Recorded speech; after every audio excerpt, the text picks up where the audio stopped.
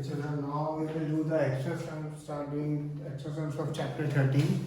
As if you remember, chapter 13 is quite a long chapter. It had 8 exercises, and initially we had done all the textbook sums of the exercise.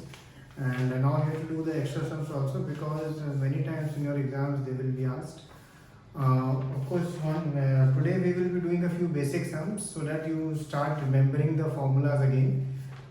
Before you do the sums or before you start with chapter 13, the first step which you have to do is remember the formulas.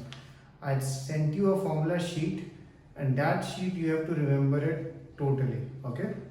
So first this sheet which I have sent, we will discuss a few questions. Quite a few questions are quite simple.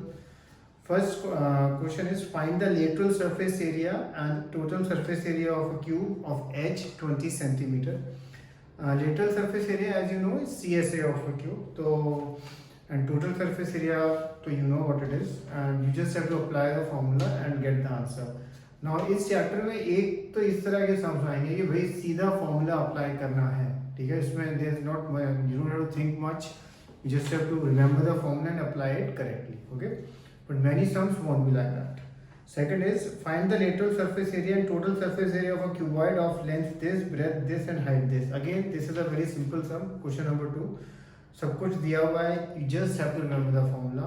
And बस ये हमेशा ध्यान रखना है कि जो specially cuboid वाले सब में अगर लेंथ, ब्रेथ और हाइट दी है, उन सबकी यूनिट सेम होनी चाहिए. यहाँ सबकी यूनिट सेम है, which is centimetre. Now third question है, the curved surface area of a right circular cylinder is 14 centimeter is 88 centimeter cube square. Curved surface area, as you know, जो बाहर वाला portion होता है तो वो क्या है, 2 pi RH. वो दिया हुआ है आपको इज इक्वल टू 88, और इसमें आपको हाइट दी हुई है 14, एंड आपको निकालना है find the volume of the cylinder. So ये 2 steps हमें, पहले स्टेप आप ये यूज करके आप you can get the radius, and once you get the radius it is very easy to find the volume of the box, volume of the cylinder, and this cylinder का volume आपका formula of course you have to remember. अब ज़्यादातर exam के questions में भी पाई की value आपको देनी होगी obviously, then you have to think कि पाई मुझे 3.14 लेना चाहिए या 22/7. ऑब्वियसली इस क्वेश्चन में अगर आप 22/7 लेंगे तो आपको ज़्यादा इजी रहेगा, बिकॉज जो हाइट 14 है तो 7 उसको डायरेक्ट कटिंग करेगा, so it will be easier for you. Question number 4, the edge of a cube is 10.5 mm, find its total surface area in centimetre square. आप जैसे 1 mm जो होता है उसको अगर हम सेंटीमीटर में करते हैं तो 1/10 सेंटीमीटर होता है. तो जब आप 10.5 mm को सेंटीमीटर में करेंगे तो ये क्या बन जाएगा, 1/10 करेंगे तो 1.05 सेंटीमीटर. तो फिर ये लेके आपको बस फॉर्मूला लगाना है. इस सब करने का एक मेथड और है कि आप चाहे पहले mm भी निकाल लो जो भी एरिया है, और फिर उसको आपको कन्वर्ट कर सकते हो mm में, पर वो फिर ध्यान रखना आपको 2 बार ही डिवाइड करना होगा 1/10 से. ओके, सो या तो आप इनिशियली आप ही कर सकते हो कन्वर्ट, या आप एंड में भी कन्वर्ट कर सकते हो, वो हमेशा पर ध्यान रखना. ओके, जैसे अगर आपको याद हो, सपोज 3000 सेंटीमीटर स्क्वायर है, ठीक है, इसको अगर मीटर स्क्वायर में कन्वर्ट करना है तो एक बार नहीं 2 बार 100 से डिवाइड करना होगा. ठीक है, ये हमेशा ध्यान रखना. ठीक है, तो ये आंसर आपका फिर मीटर स्क्वायर में आएगा. ओके, यहाँ पर मिस्टेक बच्चे क्या करते हैं, केवल इधर 3000 सेंटीमीटर स्क्वायर को जब मीटर स्क्वायर में कन्वर्ट करें केवल एक बार 100 से डिवाइड कर देंगे. नहीं, 2 बार ही क्यों, क्योंकि यहाँ सेंटीमीटर स्क्वायर है तो इसलिए 2 बार ही डिवाइड करना होगा. ये just remember that fact. Question number 5, the length, the width and height of a wooden box are this, find the volume of the box. Again ये रेक्टेंगुलर बॉक्स है, so volume of a cuboid, you know formula, we just have to apply that.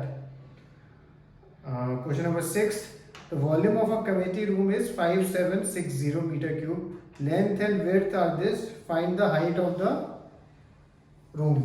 Again question number 6 काफी simple है, 5760 और length into breadth into height आपको मालूम है formula होता है, और इसमें से 3 में से 2 चीजें दी हुई हैं, तो आप हाइट इजीली निकाल सकते हैं. The area of a bottom of a rectangular pit is this, its depth is this, determine its volume.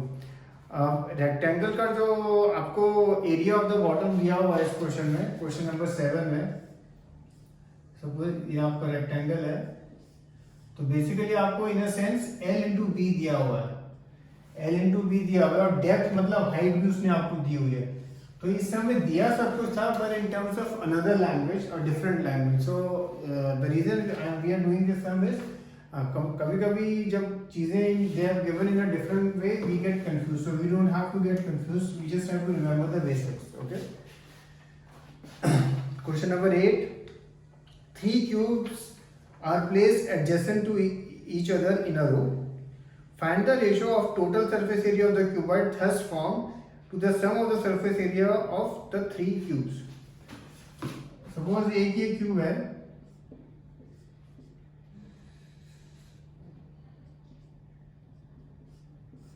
इसके साथ ये क्यूब है, सपोज इसका एक साइड x है, ठीक है, तो इसका अगर हम सरफेस एरिया निकालें तो क्या हो गया 6x स्क्वायर, और अगर ये 3 क्यूब है तो इनका सरफेस एरिया क्या होगा 18x स्क्वायर। अब क्या करते हैं, ये इसके साथ 2 क्यूब और लगा देते हैं साथ में, ठीक है, 2 क्यूब और साथ में हम लगा देते हैं, तो ये बेसिकली आपका एक अब क्यूबॉइड बन गया। इस क्यूबॉइड का इफ यू सी जो लेंथ है, ये भी x है, ये भी x है, ये भी x है, तो लेंथ अब क्या होगी 3x, बट हाइट और विड्थ, ब्रेथ और हाइट तो x ही रहेगी, ब्रेथ और हाइट तो x ही रहेगी। अब आपके पास क्यूबॉइड का surface area, total surface area का फॉर्मूला मालूम है आपको, 2lb plus bh plus hf। इसमें आप ये चीजें सब्स्टिट्यूट करना और फिर बस रेशियो ले लेना, ठीक है। रेशियो को उसने बोला है, क्या लिखा है उसने, क्वेश्चन नंबर कौन सा था हमारा, ये 7th, find the ratio of the total surface area of the cuboid thus formed to the sum of the surface area of the 3 cubes. तो क्यूब इसका जो भी आंसर है ये ऊपर रखना अपॉन 18x स्क्वायर, तो आपको आंसर मिल जाएगा। आप देखेंगे x स्क्वायर की टर्म्स कट हो जाएंगे और आपको कुछ रेशियो मिल जाएगा, ठीक है। तो ये पहला सम था जो हल्का सा अलग था, हल्का सा एडवांस था। तो अब ऐसे ऐसे सम्स आएंगे जिसमें आपको थोड़ा you will have to think at a slightly different level. अगर हम देखते हैं क्वेश्चन नंबर 9, वॉलपेपर है 31 metre 2 metre long and 25 centimetre wide. तो यहाँ ध्यान रखना है यूनिट्स का कि उसको हम 0.25 मीटर लें। Is required to cover the walls of a room. तो एक रूम की वॉल्स हैं, और आपको मालूम है जब भी हम रूम की वॉल्स की बात करते हैं तो हम उसमें नीचे और ऊपर का नहीं लेते हैं, तो 2h(L+B) बेसिकली हमारा फॉर्मूला होता है। और वो जो वॉल्स, कितना वॉलपेपर लग रहा है 312 इंटू 0.25 लग रहा है उसमें। The length of the room is 7 and the breadth is twice the height. अब हमें रूम का लेंथ दिया है 7 और ब्रेथ कहाँ गया, हाँ, and breadth is twice its height. Suppose height हम लेते हैं x, तो ब्रेथ क्या है 2x, ठीक है। अब ये वैल्यूज h की जगह x, b की जगह 2x, l की जगह ये डालना, इक्वल टू ये लिखना, और फिर इस इक्वेशन को सॉल्व करने का ट्राई करना। हो सकता है एक क्वाड्रेटिक इक्वेशन बने, जैसे फॉर एग्जांपल, मैं जैसे एग्जांपल दे रहा हूँ, सपोज ऐसा बनता है x² + 5x = 6, ठीक है। तो फिर ये 6 को यहाँ पे ले लेना और फिर वो स्प्लिटिंग द मिडिल टर्म से कर देना। अच्छा, एक चीज ध्यान रखना, जब भी आप कोई भी ये वैल्यूज आएंगी नहीं, ये तो मैंने ऐसे ही लिखी है, बट इस तरह का शायद कुछ आए। जब भी स्प्लिटिंग द मिडिल टर्म करके आप करोगे आंसर, सपोज आपके दो ब्रैकेट बनते हैं x - 3x + 2, उसके बाद एक x की वैल्यू है 3, एक x की वैल्यू है -2। तो इसमें हमेशा नेगेटिव वैल्यू को आपको इग्नोर करना है। You have to ignore the negative value. जो पॉजिटिव वैल्यू है 3, ये आपको यहाँ डाल के, तो हाइट सपोज 3 आ गई और तो ब्रेथ आ गया 6। तो इस तरह से ये सम होएगा। Okay, so do these 9 sums and then we will move ahead. Okay, cheers.